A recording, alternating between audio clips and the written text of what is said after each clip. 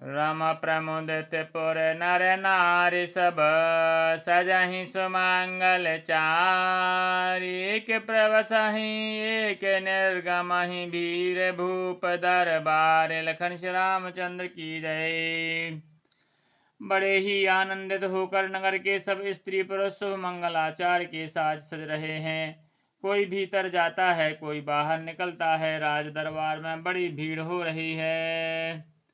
बाल सखा सुने है हर साही। मिल 10-5 राम पहि जाहि। प्रभु आदरहि प्रेम पहचानी। पूछहि कुशल खेम मृदुबानी।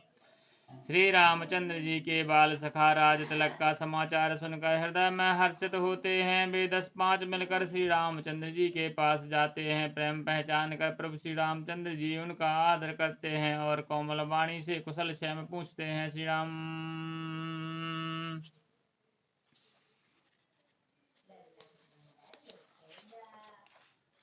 फिरहि भवन प्रिय आय सुपाई। करत परस्पर राम बड़ाई। को रघुबीर सरस संसारा। शील स्नेह निबाहन हारा।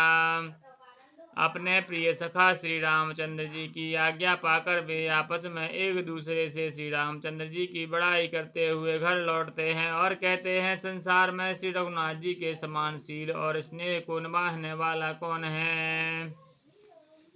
जहि जहि जौन करम बस भ्रमहि। तह तह ईसु देव यह हमहि। सेवक हम स्वामी सिय नाहो। हो नात यह और निवाहो। भगवान हमें यही दे कि हम अपने कर्म बस भ्रमते हुए जिस जिस योनि में जन्मे वहाँ वहाँ हम तो सेवक हों और सीतापति श्री रामचंद्र जी हमारे स्वामी हों और यह नाता अनंत निभ जाए। असे अभिलाष नगर सब काहू। के कई सुता हृदय अति दाहू। को न कुसंगति पाए न साई। रहे न नीच मत चतुराई।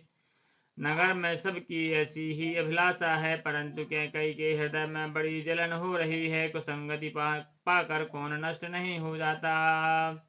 नीच के मत के अनुसार चलने से चतुराई नहीं रह जाती। सांझ समय सानंद नृप गयौ। के कई गे गवन निठुरता निकट किए। जनु धरु देह स्नेह। लखन श्री रामचंद्र की जय।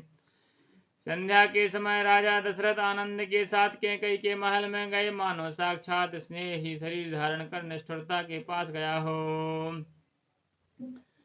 कोप भवन सुन सक चोराऊ। भय बस अगहुड़ परय न पाऊ। सुरपति बसय बाह बल जाके। नरपति सकल रहहि रुख ताके। कोप भवन का नाम सुनकर राजा सहम गए। डर के मारे उनका पांव आगे को नहीं पड़ता। स्वयं देवराज इंद्र जिनकी भुजाओं के बल पर बसता है और संपूर्ण राजा लोग जिनके रुख देखते रहते हैं। सो सुनती हर्ष गयो सुखाई। देखो काम प्रताप बढ़ाई। शूल कुलस यस अगवन हारे। तेरति नाथ सुमन सर मारे। वही राजा दशरथ स्त्री का क्रोध सुनकर सूख गए। कामदेव का प्रताप और महिमा तो देखिए, जो त्रिशूल वज्र और तलवार आदि की चोट अपने अंगों पर सहने वाले हैं, वे रतिनाथ कामदेव के पुष्प बाण से मारे गए। सभय नरेश प्रिया पह गयो। देखि दशा दुख दारुण भयो। भूम शयन पटु मोट पुराना। दिए डार तन भूषण नाना। राजा डरते डरते अपनी प्यारी कैकई के पास गए। उनकी दशा देखकर उन्हें बड़ा ही दुख हुआ। कैकई जमीन पर पड़ी है, पुराना मोटा कपड़ा पहने हुए है, शरीर के नाना आभूषणों को उतार कर फेंक दिया है। कुमतहि कस को वे सतभावी। अनहु अन अहि बात सूच जन भावी। जाय निकट नृप कह मृदु बानी, प्राण प्रिया कहीं हेतु रिसानी। उस दुर्बुद्धि के कई को यह कुबेशता कैसी फब रही है, मानो भावी विधवापन की सूचना दे रही हो। राजा उनके पास जाकर कोमल वाणी से बोले, हे प्राण प्रिय, किस लिए रिसाई हो? कहीं हेतु रानी रिसानी, पर सत पानी पतहि निवारई, मानहु सरोस भुअंग भामिन, विषम भांति निहारई।